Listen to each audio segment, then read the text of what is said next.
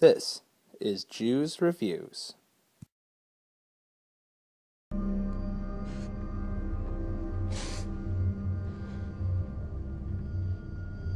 Horror movies. Horror movies are one of my guilty pleasures. Done well, they can be so magnificently satisfying, and a really enjoyable viewing experience. Done badly, they can at least usually make for a few good laughs.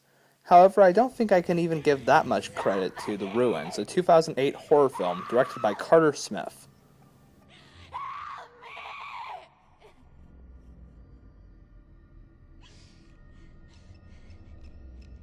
The Ruins is an inept attempt at a lot of cheap scares, and it's really hard to even label it as horror.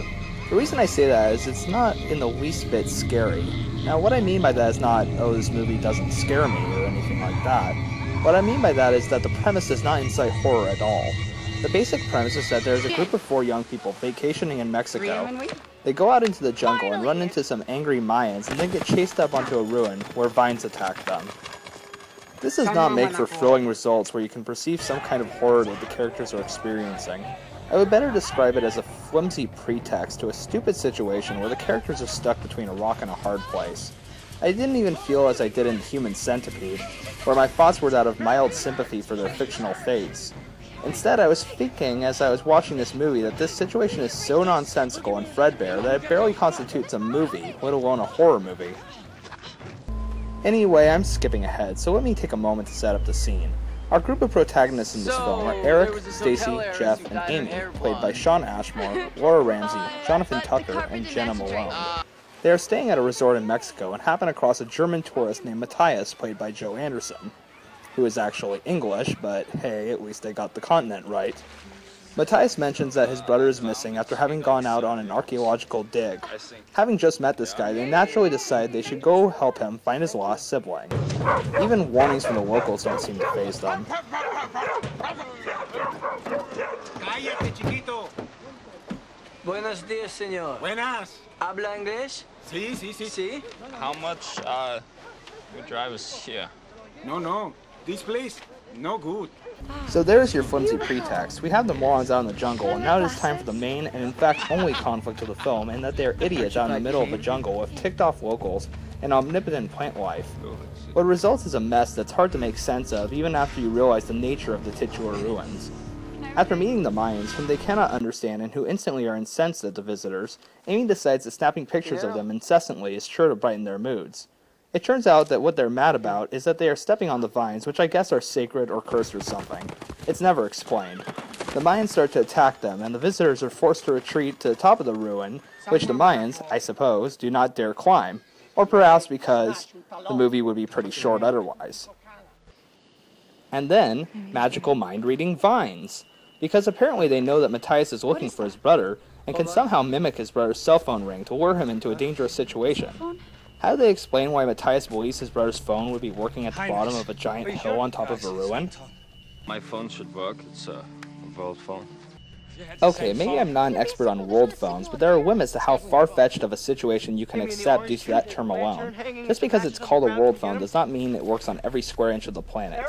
However, I can't say as that I blame Matthias for the improbable thought that it was his brother's phone over the infinitely more ridiculous one that plants are playing tricks on him.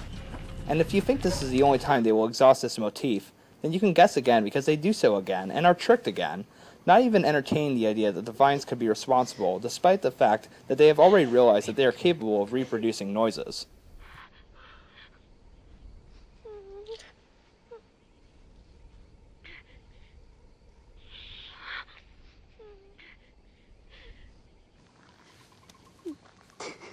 Eric.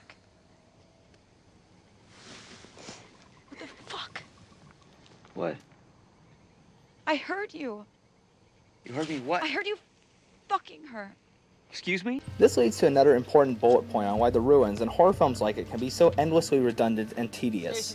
The characters' actions are completely devoid of logic, and they are ultimately just caricatures, fodder to be disposed of by whatever embodiment the particular horror film calls for. I will give The Ruins a little bit of credit in that the protagonists aren't as paper-thin or stereotyped as those of something like Cabin Fever, but there is very little depth here either. Jeff is with Amy, Stacy is with Eric, Amy's a bit of a drunk, and Matthias is German, and that's about it. Have you taken taxi? How far? 18 kilometers. Hey, how many miles is that? Nonsensical action? Oh yeah, there's plenty of that. How about when Amy decides that she should go and try to rationalize with the Mayans? You know, the Mayans who cannot understand them and who have already exhibited that they are not beyond killing one of them in cold blood. Is that not enough? How about when Matthias' legs get devoured by the vines and they decide that they have to cut them off in order to save him? I suppose they figured that since none of them have any kind of medical training and there is no imminent possibility that they could get him to a hospital, that they might as well make the poor bastard as miserable as possible before his inevitable death, instead of just killing him right then and there. Not that I can feel too bad for Matthias, he told them to do it. Cuts them off. Cuts them off. The film is based off of a novel by Scott B. Smith, a book so acclaimed that Stephen King called it the best horror novel of the new century. Now, I have not read the book, but it does seem to me that there is some material here that I'm sure would read better than is shown on the screen. As well, I'm sure just about everything we see here is fleshed out more competently with the free reign of the written word. With that said, Scott Smith was still responsible for the screenplay for this train wreck. To me, The Ruins is a perfect example of what's wrong with horror films nowadays. It is a more intelligible film than the previously referenced Human Centipede, but it fails to personify horror in any way. It has no subtlety, with gore that is explicit for the sake of being explicit, villains that are not given any explanation, and eventually it proves to be not only pointless, but does not inspire any compassion whatsoever for the protagonists. I've given away more spoilers than I was planning to, so I won't go much into it, but even the endings stink of utter futility. You don't even know her name.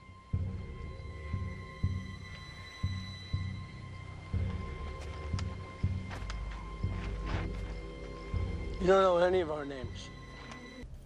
Horror films began to really transform in the 80s with the slasher genre, which created environments full of disposable characters that you are not meant to care about. The thing about The Ruins is that I feel like we are meant to care about the characters, but I just don't. In the case of aforementioned films, like some of the more forgettable installments of the Friday the 13th franchise, at least they had entertainment on their side, which instantly makes any of them the superior films to this one in my book. While The Ruins succeeds in not alienating horror fans in the way that something like Lake Placid managed to, with its quasi-satirical edge, it still failed in getting at least this perpetual horror fan to take it at all seriously. Tallying up my final score, I give The Ruins 3.5 out of 10.